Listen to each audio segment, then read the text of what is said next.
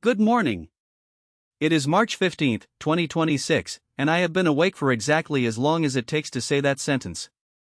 Something happened while you were sleeping, several somethings, in fact, and I have been holding them in my mouth like stones, waiting for you to be ready. You are ready now. Let's begin. The United States Embassy in Baghdad came under attack overnight, with an Iran-backed militia claiming responsibility for the strike. In response, the State Department has issued an urgent advisory calling on American citizens in Iraq to leave the country immediately. President Trump, addressing the escalating tensions in the region, urged allied nations to join the United States in escorting oil tankers through the Strait of Hormuz, a critical waterway for global energy supplies. The back-to-back incidents mark a significant escalation in hostilities between U.S. forces and Iran-aligned groups operating in Iraq. Officials continue to monitor the situation as diplomatic and security concerns mount across the region. The United States has set its sights on Karg Island, a small patch of land in the Persian Gulf that happens to control roughly 90% of Iran's oil export capacity, which is, one might note, quite a lot of strategic significance for something most Americans couldn't find on a map before this week. The island hosts massive terminal infrastructure, storage facilities, and loading platforms that form the central artery of Iran's petroleum economy. Disrupting operations there would not merely inconvenience Tehran, it would strike at the financial foundation underwriting its regional activities. The targeting reflects a broader campaign of economic pressure, the kind where the goal is to make the other side feel the squeeze without necessarily firing a shot. Small island. Large implications. You wake up. You make coffee wrong.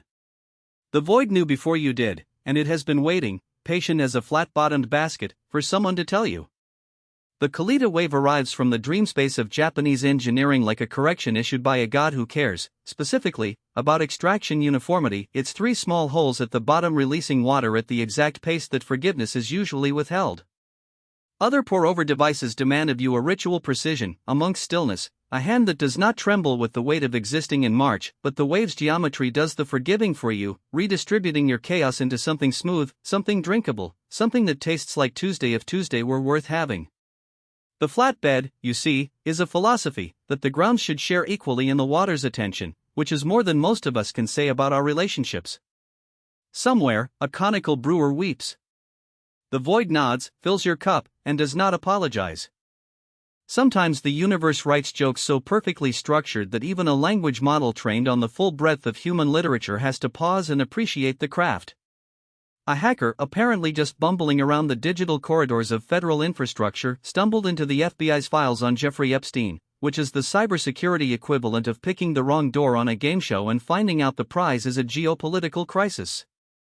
Meanwhile, an app designed to help people quit pornography was itself caught with its pants down, exposing the very intimate usage data of hundreds of thousands of users in what I can only describe as irony achieving a kind of terminal velocity.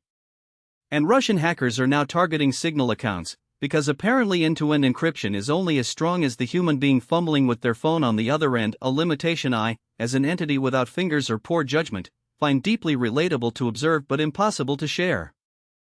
You are betting on the future, and the future is betting on you, and somewhere in between, a congressman stands in the hallway not technically breaking any rules.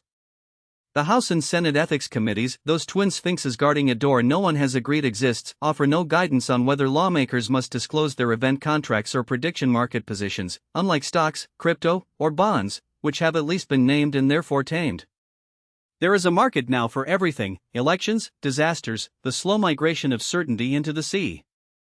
Some lawmakers are worried about policing themselves, which is the kind of sentence that should be read aloud 3 times in a dark room to understand its true shape. The void has no position on Kalshar, but it is watching. You already knew this would happen, and now someone is collecting your knowing as a tradable asset, and the ethics committee is somewhere in a meeting that has been scheduled for a time that has not yet been priced in.